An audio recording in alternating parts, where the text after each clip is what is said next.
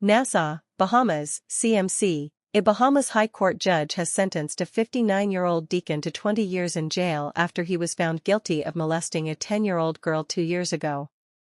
The prosecution had sought a 15 to 30-year jail sentence.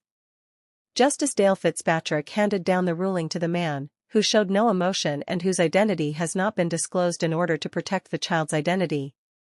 The convicted man maintained his innocence despite the unanimous guilty verdict of the 9-member jury. The court heard that in January and February 2023, the convict, then 56, raped the child on 3 separate occasions in his bedroom while his wife, who has limited mobility due to a stroke, was in another room. He was arrested after a school's guidance counselor alerted authorities. The man was convicted of 2 counts of unlawful sexual intercourse with a dependent on May 9. The victim had been living with the convict and his wife, her maternal aunt, following her mother's death.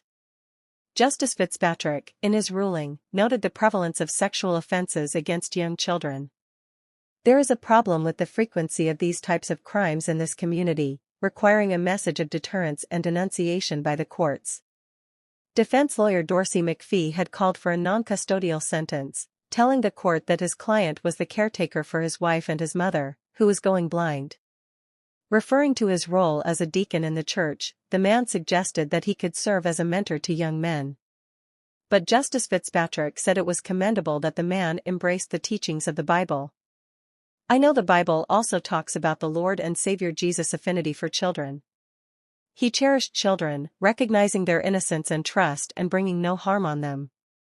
We are dealing with an extremely vulnerable victim, a 10-year-old who was preyed on by a 56-year-old she considered as her father.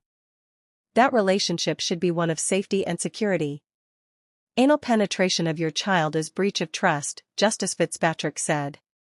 The sentence will take effect from the date of conviction, and the man will receive credit for the 2 months he spent on remand before he was granted bail.